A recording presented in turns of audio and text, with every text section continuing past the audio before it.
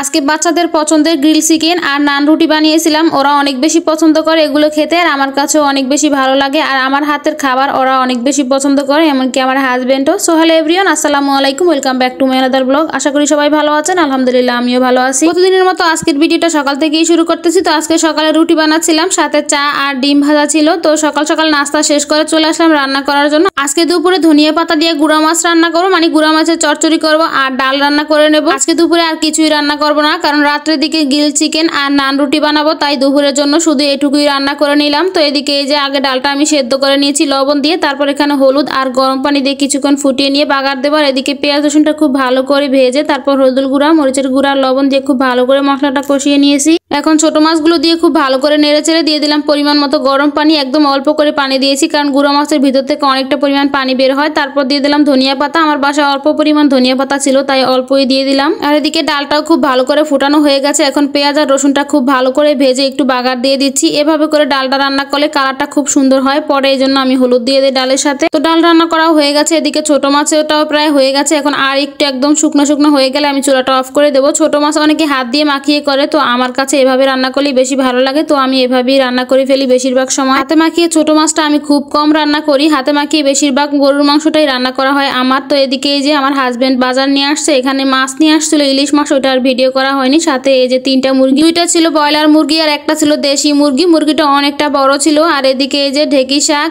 আর ধুন্দুলগুলো আমার শাশুড়ি পাঠিয়েছিলেন, আর মূলা, বেগুন আর ফুলকপি আমার হাজবেন্ড কিনে নিয়ে আসলো। সাথে ইলিশ মাছও ছিল, ওটা তো আর ভিডিও করা হয়। গ্রিল চিকেন আর নান রুটি বানানোর জন্য এখানে আমি সবকিছু গুছিয়ে রেখে দিয়েছিলাম। আটাটাও গুছিয়ে রেখেছি, আর চিকেনটাও খুব ভালো করে মাখিয়ে আমি আগে রেখে দিয়েছিলাম। এখন তেলটা গরম করে নিয়েছি, আর চিকেনের শরীর থেকে একদম মশলাগুলো হাত দিয়ে চেপে চেপে সরিয়ে নিচ্ছি।